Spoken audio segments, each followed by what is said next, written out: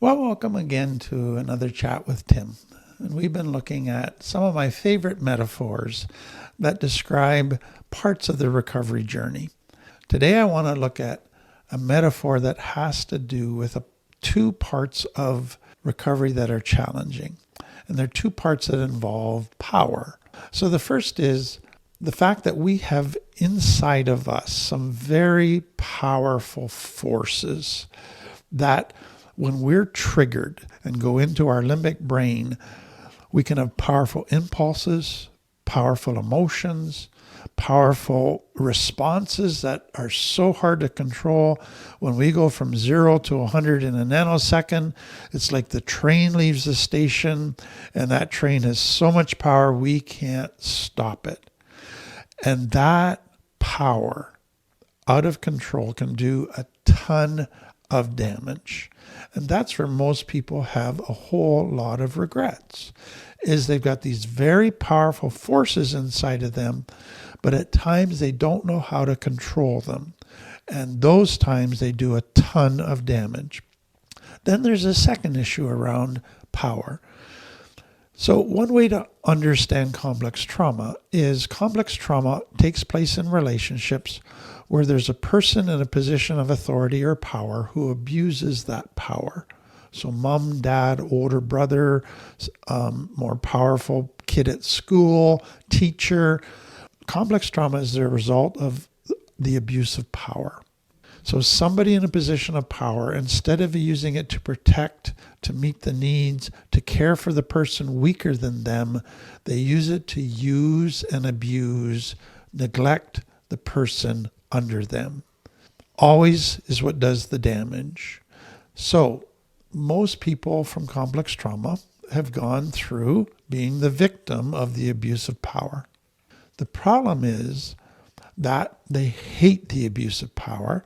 They vow that they never want to abuse power, but then when they become an adult and all of a sudden in a position of power, so they get in a relationship and they feel like they're the stronger physically, or they are smarter or have a better job, or they're the boss now in a relationship, or they become a dad or a mom and they now have power over kids.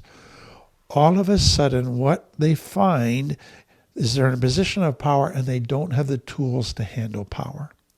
All they have is the backdrop, the role modeling of their parents and how they handled power.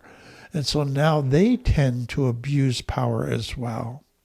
They tend to go, I'm the boss, I get what I want, I can do what I want, people better listen to me, my needs matter more than your needs, my way or the highway, and they make trauma spread to the next generation. So I want to use metaphor from nature and from horses.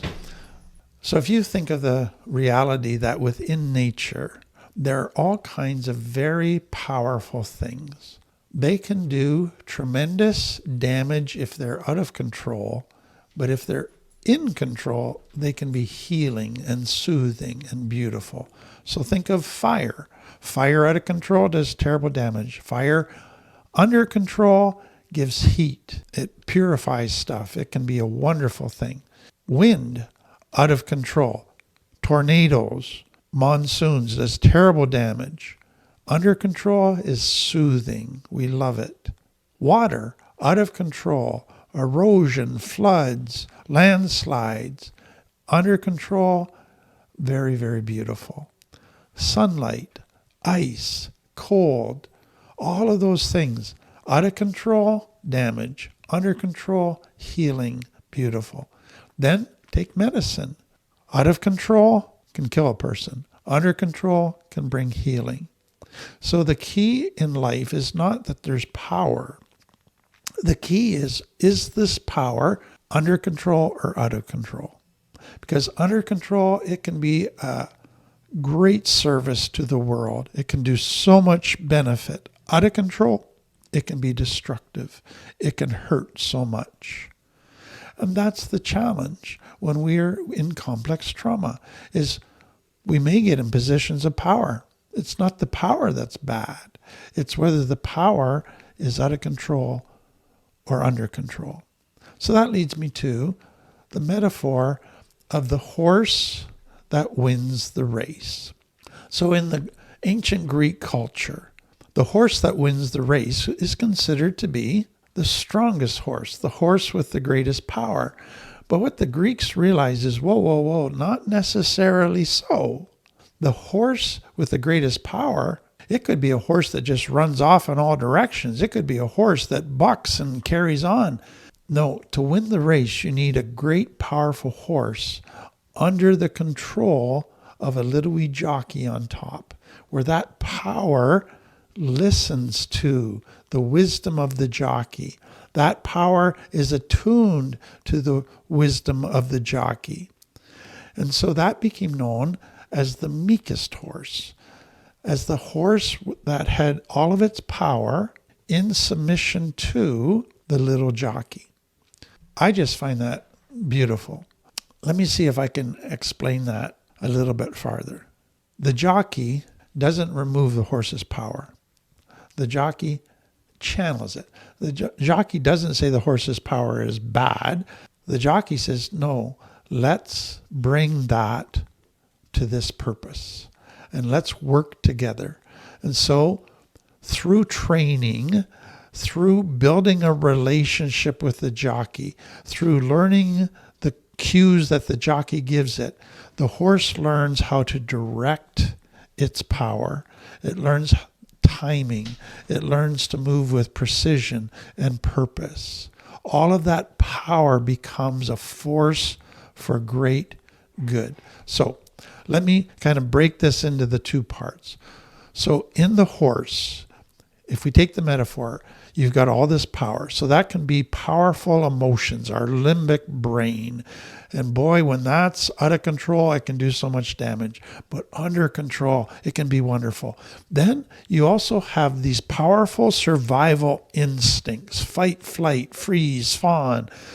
Those have been developed over the years. And now if they're triggered, boy, they want to just escape and not be under control.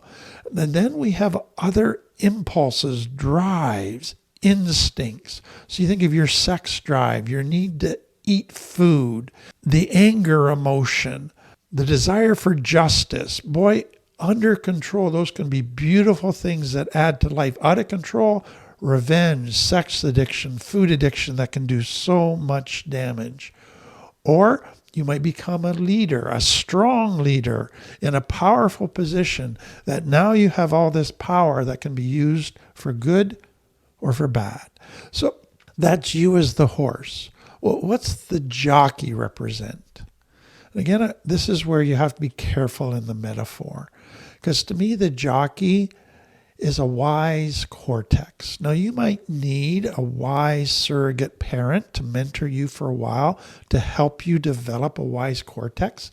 That's what a child in a healthy home would get with wise parents. But the point is that your cortex is the wise jockey that's managing the limbic brain, that's managing the impulses, that's managing the triggers. That's what we're working towards. And so that wise cortex, that wise jockey, it develops a great awareness of all the instincts, of all the impulses, of all the drives, of the triggers. It learns to regulate them. It learns to integrate with them.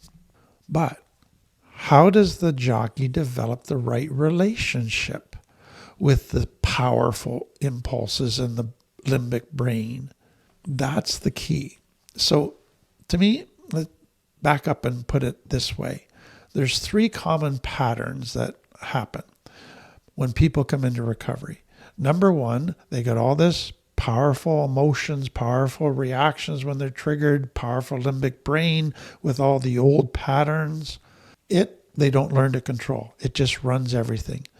The limbic brain still is in the driver's seat. And those people do a ton of damage. Now, it isn't necessarily every day, but it's when their limbic brain gets triggered and those powerful emotions come out and those old ways of coping come out, that's when they do so much damage. But some people come along and they go, we need a jockey that basically totally controls the horse, shuts it down. And so all of a sudden the horse has no drive. It now is stifled. And so it loses motivation. It loses energy. It feels disconnected. It feels numb. It basically is controlled by fear that if you misstep once, you're going to get beaten up. You're going to get whipped. It loses its heart. It loses its drive. It's still got power, but now there's something missing. There's a deadness in its eyes. It's more robotic. The life has gone out of it. So what do we need then? We need all this power, but we need a jockey who learns to have a relationship with that power, who learns to connect with the power. And all of that power learns to trust the jockey. There's a kindness there. There's a consistency there. There's a gentleness but firmness there. And over time, all of that horse learns, this jockey's my friend. This jockey can be trusted. This jockey has what is best for me in mind. So I'm not going to lose my drive, my energy, but I'm going to allow the jockey to channel it. That's what we have to do. And so power under control does not mean you eliminate the horse. It doesn't mean you dominate it harshly. But it means you develop a relationship between the jockey and the horse.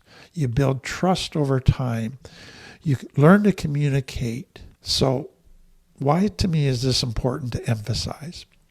Because I think a lot of people come in to recovery and they realize they got all of these forces underneath the surface that sometimes get them in trouble. They're very powerful, but they pull them in very unhealthy directions. And so they think, I need to get my power under control. But to them, power under control means going into their sympathetic nervous system and just clamping down, being severe, beating themselves up, tightening the reins, having a whip. That isn't usually healthy. It doesn't usually work very well long term. It's a trauma response to try to get you back into survival mode where you don't misstep because you might get in trouble.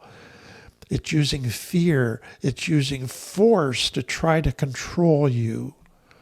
What we're after is doing self-control, power under control, not from your sympathetic nervous system, but from your ventral vagal nervous system, where you're attuned and connected. You feel safe.